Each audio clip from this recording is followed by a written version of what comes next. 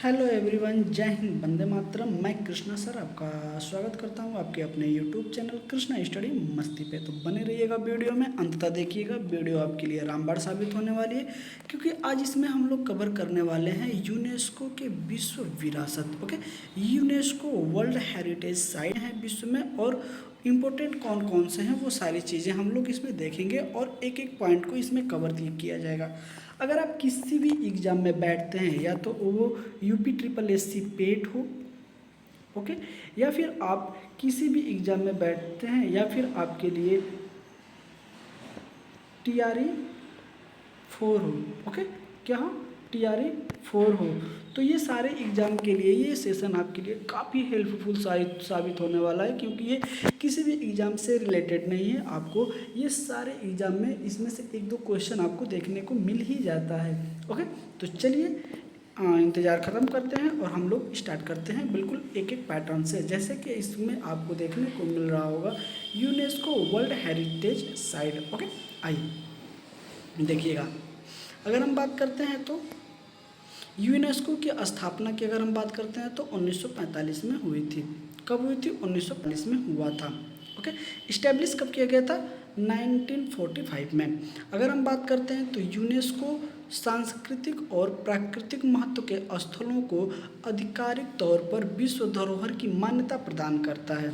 कैसा मान्यता प्रदान करता है? तो आधिकारिक तौर पे यह मान्यता प्राप्त करता है। ओके, चलिए, तो ये चीज़ आप याद रखिएगा, ठीक है, कि सांस्कृतिक और आधिकारिक तौर पे क्या करता है, तो यह मान्यता आपको देता है। ओके, आइए आगे चलते हैं। आगे देखिएगा, ये स्थल ऐतिहासिक और पर्यावरण के लिहाजा से महत्वपूर्ण होते हैं। ऐसे साइट को वो क्या करता है, मान्यता देता है जो पर्यावरण हो, या फिर ऐतिहासिक जो कोई पुरानी स्थल हो, या फिर कोई पुरानी धरोहर हो, तो उसको संरक्षण देता है कि वो बची रहे आने वाले समय में। तो ऐसे को ये क्या करता है, महत्वपूर्ण होते हैं। इसके लिए भारत में यूनेस्को द्वारा मान्यता प्राप्त कुल कितने साइट हैं? तो कुल कितने साइट हैं हमें बताना है, तो 44 मूर्त विरासत धरोहर हैं। कितने हैं? There are total of 44 tangible world heritage sites. कितने हैं? 44 हैं। कितने हैं? 44 साइड हैं। ओके, आप ये भी देखिएगा कैसे कैसे हैं। तो 36 क्या है? तो ये है जो कि कल्चर साइड है। ओके, सांस्कृतिक विरासत है।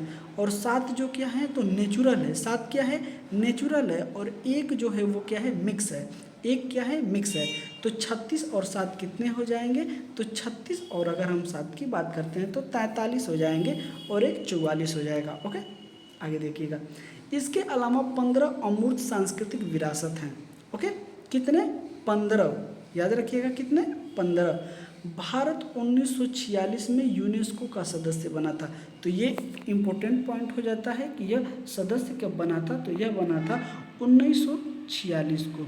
कब बना था? 1946 को यह बना था सदस्य भारत। तो ये पॉइंट काफ़ी इम्पोर्टेंट हो जाता है। अगर हम बात करते हैं कि यूनेस्को साइट जो होते हैं विश्व में कहाँ सबसे ज़्यादा है, तो सबसे ज़्यादा इटली में है। सबसे ज़्यादा कहाँ है? इटली में है। दूसरा स्थान किसके आता है? तो दूसरे स्थान पे चीन आता है, और भारत का स्थान 6 पर आता है। कितने? 6 नंबर पे आता है। ओके, 6 नंबर पे क्या आता है? भारत आता है, दूसरे नंबर पे चीन आता है, और पहले नंबर पे इटली आता है। ओके, आगे देखिएगा। विश्व धरोहर स्थल 1, अगर हम बात करते हैं सबसे पहले अपने भारत में, तो आगरा का किला आएगा, उत्तर प्रदेश आएगा, जो कि 1983 में सबसे पहले इसी को आया था, आगरा पोर्ट। ओके, इसको क्यों लिया गया था? तो इंडो इस्लामिक वास्तुकला है। क्या है? इंडो इस्लामिक आर्किटेक्चर है। ओके, तो इसलिए इसको रखा गया था। भारत का पहला, फर्स्ट है बिल्कुल, ठीक है। किसके द्वारा बनाया गया था? तो ये बिल्ड किया गया था किसके द्वारा? तो अकबर के द्वारा। किसके? अकबर के द्वारा यह बनाया गया था। कौन?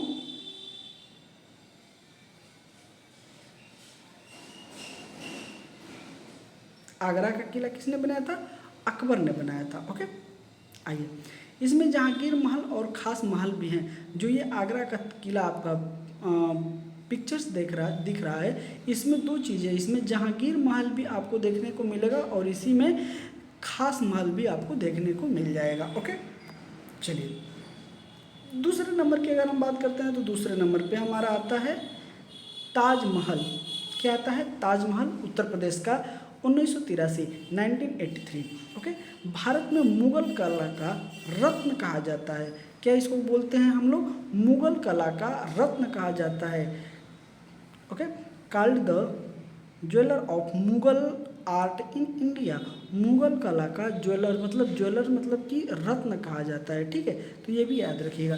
तो इसको किसने इस्टेब्लिश किया था या फिर किसने बिल्ड किया था?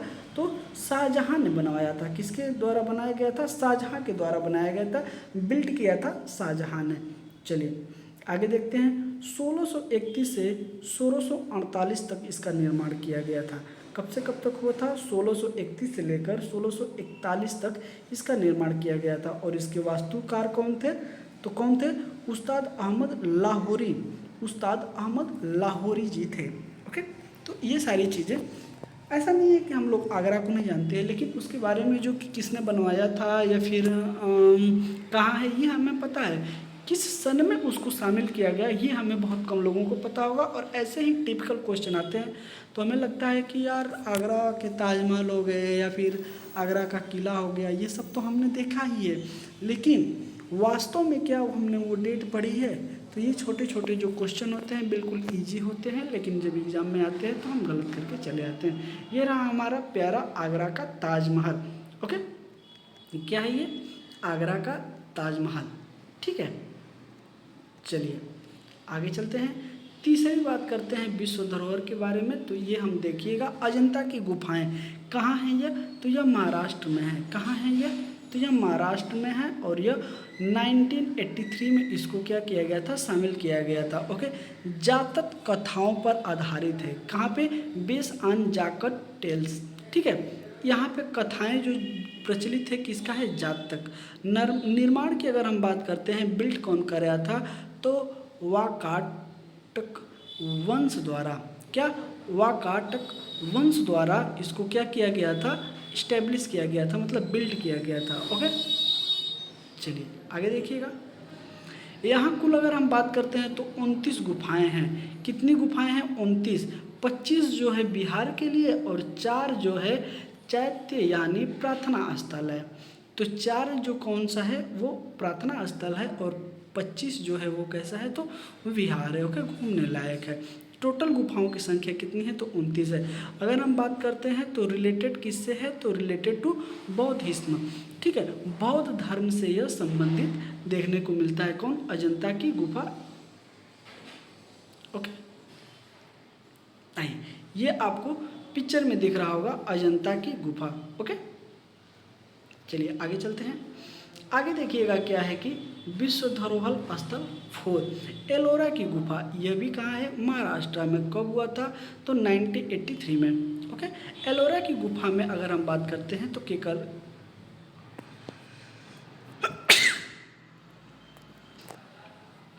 एलोरा की गुफा की अगर हम बात करते हैं तो टोटल गुफाएं इसमें कितने आपको देखने को मिल जाएंगे? तो 34। कितना? 34। पहाड़ी कौन सी है? तो चंद्राणी पहाड़ी है, चरराद्रि पहाड़ी है, चरराद्रि पहाड़ी है, वहाँ पे आपको देखने को मिल जाएगा। 1 से 12 की अगर हम बात करते हैं गुफा, तो यह किसके लिए है? तो यह बौद्ध धर्म के लिए संबंधित है। अगर हम वही 13 से 29 गुफा की बात करते हैं तो यह हिंदू धर्म से संबंधित है। और वहीं अगर 30 से 34 गुफा की बात करते हैं तो यह जैन धर्म से संबंधित है। यह ऐसा मंदिर है, यह ऐसा गुफा है जहाँ पे आपको तीनों धर्म देखने को मिलेंगे, बौद्धिज्म, हिंदुइज्म और जैनिज्म। ओके, तो ये तीनों हमें वहाँ पे देखने को मिलते हैं। कहाँ पे? आप बताइए। एलोरा की गुफा में।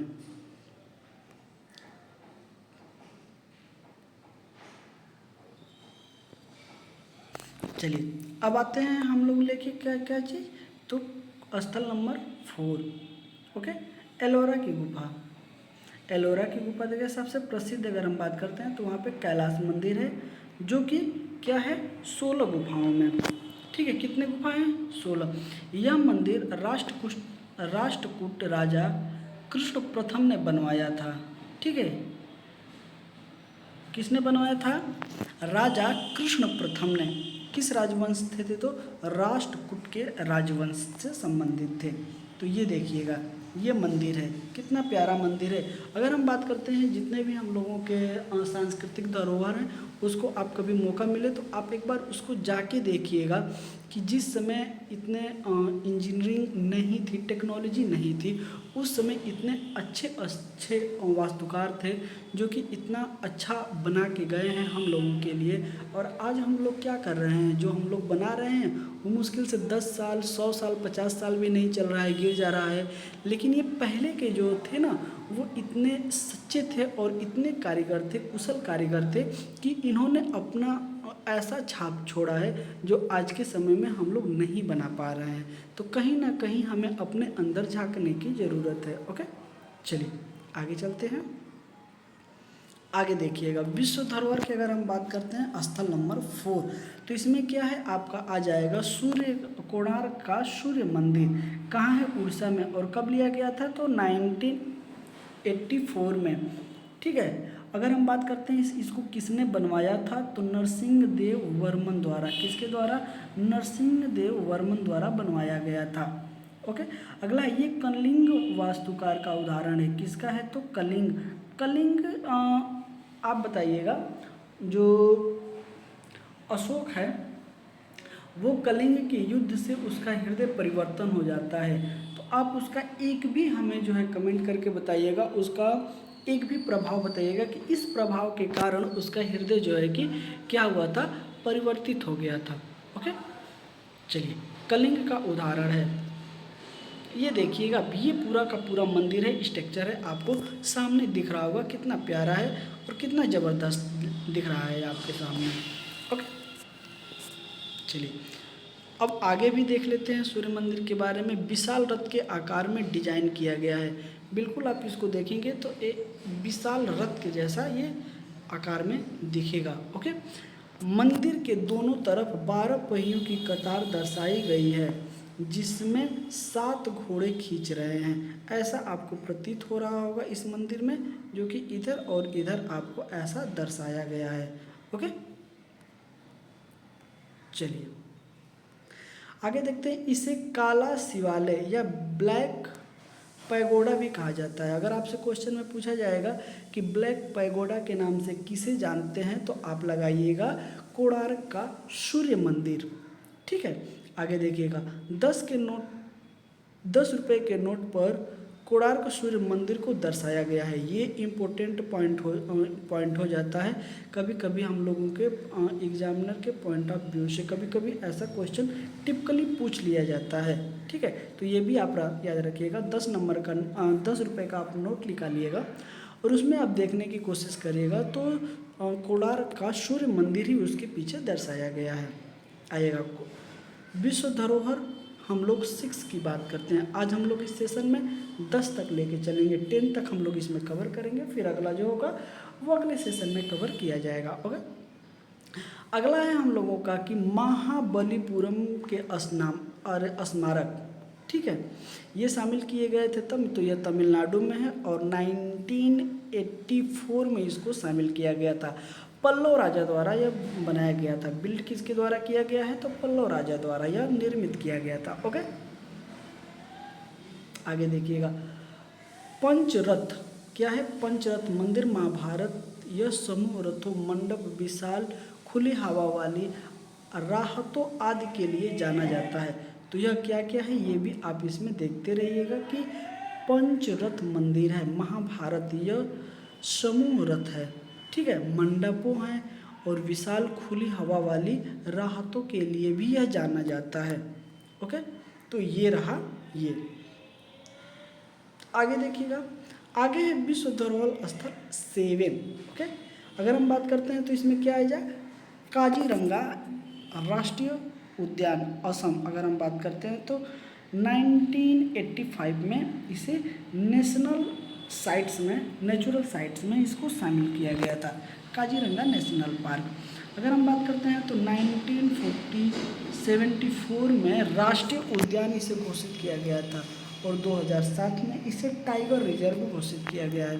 तो ये क्वेश्चन कभी कभी घुमा के पूछ सकता है कि काजीरंगा नेशनल पार्क को राष्ट्रीय उद्यान कब घोषित किया गया था और उसे टाइगर रिजर्व कब घोषित किया गया है। तो ये आप याद रखिएगा, 2007 में टाइगर रिजर्व घोषित किया गया और 1974 में उसे राष्ट्रीय उद्यान घोषित किया गया था। और ये किसके लिए फेमस है, तो एक सींग वाले गैंडे के लिए यह क्या है, फेमस है। ओके, ये रहा एक सींग वाला गैंडा। ओके, इसके यहाँ जो ये मुंह है ना, देखिएगा इसका आप कहेंगे कि सींग कहाँ है, तो सींग आपको ये दिखेगा, यहाँ पे एक सींग होता है, ठीक है। ये जो दिख रहा है ना, ये कान है इसका, ठीक है। लेकिन मुंह के आगे यहाँ पे एक निकला हुआ होता है सींग। अब ये क्या करता है, तो इसी से मिट्टी को खोदता है। आगे देखिएगा, विश्व धरोहर स्थल 8 की अगर हम बात करते हैं, सॉरी माफ करिएगा, तो मानस राष्ट्रीय उद्यान है, क्या है, मानस नेशनल पार्क असम में ये भी स्थित है। और इसे भी कब शामिल किया गया था, तो 1985 में शामिल किया गया था। ओके, तो यह 1973 में प्रोजेक्ट टाइगर के तहत बाघ रिजर्व के नेटवर्क में पहला रिजर्व है। कौन सा है, पहला रिजर्व है, ठीक है। किसके तहत में, तो प्रोजेक्टर टाइगर के तहत बाघ रिजर्व इसको घोषित किया गया था।